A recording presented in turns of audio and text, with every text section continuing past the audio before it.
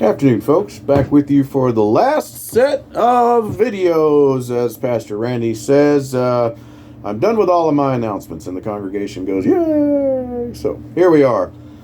We are on the last two candidate criterion presented by the mayor's team, one of the mayor's team, Mr. David Odell Williams, to argue for how you should consider your city council candidate. So let's get to it. The last two are these. How flexible and willing to work with others will they be, your city council candidate, especially if they don't share the same opinions? And then the next after that is, are they capable of being a team player, or will everything have to be their way? Well, folks, let's look at this in the context of the last 12 months. Now, how flexible and willing to work with others has the mayor's team been during these last 5 months? How flexible? Not very flexible, have they? I mean, they've never attended any of the special meetings that were called by Mayor Pro Tem Poppinbus. They have not tried to work with the rest of the council to get any employees in the city. You still can't take your children to the park, and they still can't use the bathroom, as far as I know. I mean, maybe they've opened them up now so they can call me, so they can say I'm spreading falsehoods, but they haven't been opened.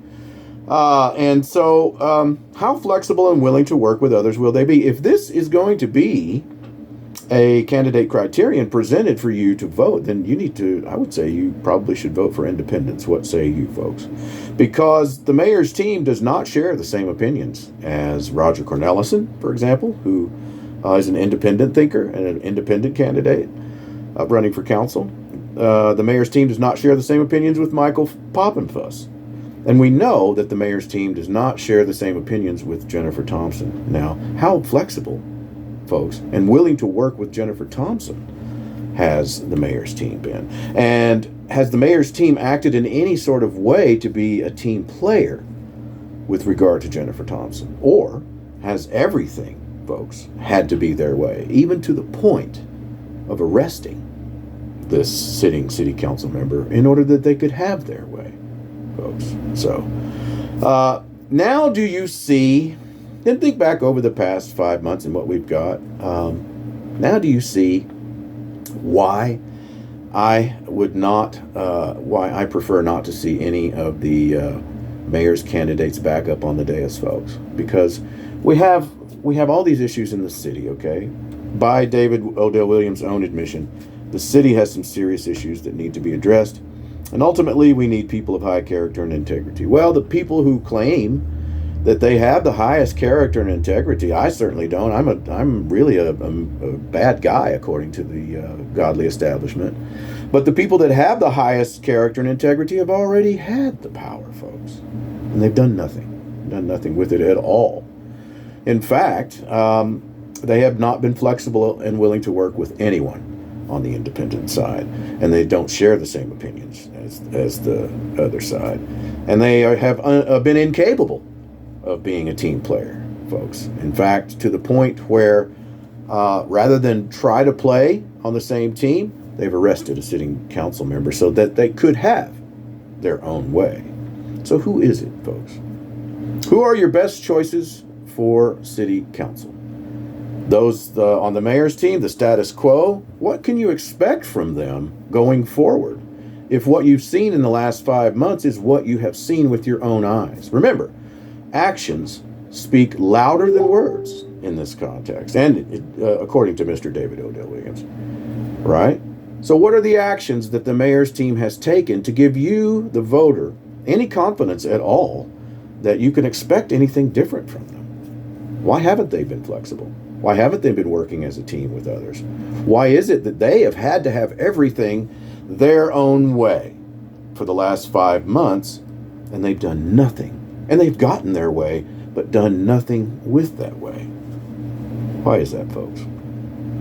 Can you help me to understand? All right, so that's it. That's all of them. If you want to check those out, and again, do you see now why I don't want the mayor's team anywhere near city government anymore?